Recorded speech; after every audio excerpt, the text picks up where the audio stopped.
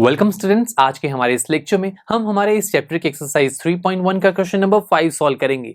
यहाँ पर हमसे कहा जा रहा है following table shows the points of each player scored in 4 games. तो दोस्तों यहाँ पर बात की जा रही है एक टेबल की जहाँ पर 3 प्लेयर्स ने 4 गेम्स में पार्टिसिपेट किया और जो भी उनका स्कोर आया वो यहाँ पर इस टेबल में लिखा हुआ है।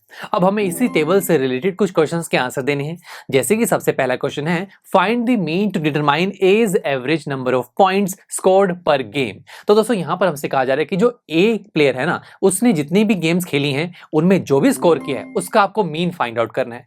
मीन जिसे हम अरिथमेटिक मीन या फिर एवरेज भी कहते हैं, उसे निकालने का तो हमारे पास एक सिंपल सा फॉर्मूला होता है जो कि है sum of observations divide by number of observation. अब यहाँ पर देखिए न्यूमरेटर और डिनोमिनेटर दोनों में ऑब्जर्वेशंस आ रहे हैं। ये ऑब्जर्वेशंस क्या है? देखिए आप यहाँ पर क्या चीज कैलकुलेट करने की कोशिश कर रहे हैं? Mean, right. और पॉइंट्स का मीन निकालने तो हमें पॉइंट्स को ही ऑब्जर्व करना होगा ना, तो यानी कि हमें न्यूमरेटर में सभी पॉइंट्स का सम करना होगा। तो हम न्यूमरेटर में लिखेंगे टोटल पॉइंट्स ऑफ ए। देखिए वही चीज है, मैं यहाँ पर अपने फॉर्मूला को अपनी सिचुएशन के हिसाब से चेंज कर रहा हूं। अब डिनोमिनेटर में क्या था? नंबर ऑफ ऑब्जर्वेशन, यानी कि आप जो भी चीजें ऑब्जर्व करें वो कितनी है। देखा जाए तो यहाँ पर 4 ऑब्जर्वेशन है। वाई? बिकॉज 4 गेम्स खेली गई थी ना, तो डिवाइड में लिखेंगे number of games A played. और बस अब यहाँ पर टोटल पॉइंट्स ऑफ ए, जो भी पॉइंट्स है ए के उसका हम सम कर देंगे, डिवाइड बाय कितनी गेम्स खेली है इन्हें 4। तो ये जगह 50 divide by 4 which is equal to 12.5 points, यानी कि ए ने ऑन एन एवरेज 4 गेम्स में 12.5 पॉइंट्स स्कोर किए हैं। सिंपल था। चलिए क्वेश्चन नंबर 2 की बात करते हैं। To find the mean number of points per game for C,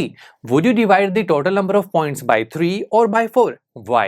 ये काफी इंटरेस्टिंग है। यहां हमसे कहा गया कि अगर आपको कहा जाए कि आपको C प्लेयर ने जितने भी पॉइंट्स स्कोर किए हैं उसका मीन निकालिए, तो आप ठीक है मीन का फॉर्मूला लगाएंगे। तो बताइए आप डिवाइड किस नंबर से करेंगे, यानी कि डिनोमिनेटर में आप कौन सा नंबर लिखेंगे, 3 या फिर 4?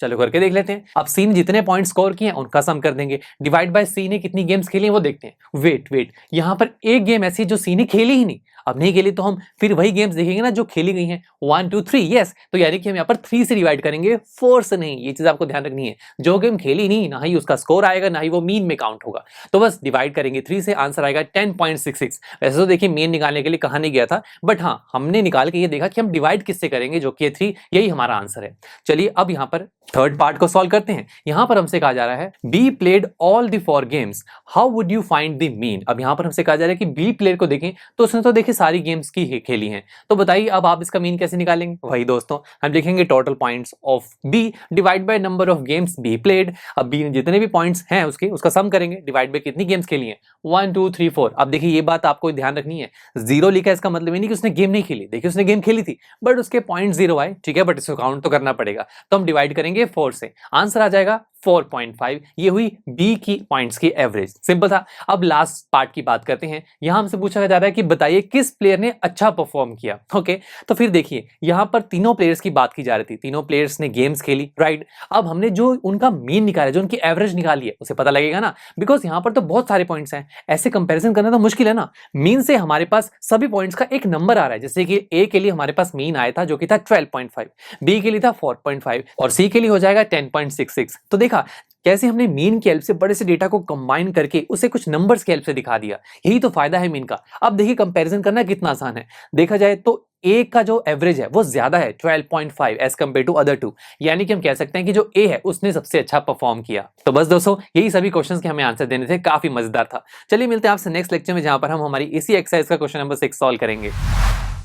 आई एम श्योर स्टूडेंट्स आपको ये लेक्चर काफी पसंद आया होगा और ऐसे ही मजेदार तरीके से अपने हर एक कॉन्सेप्ट क्लियर करने के लिए डाउनलोड कीजिए PUStack ऐप को, जहां पर आपके पास और भी बहुत सारे ऑप्शंस होंगे, जैसे कि back exercise solutions, tip videos, sample papers and much more. So what are you waiting for? Download the app now.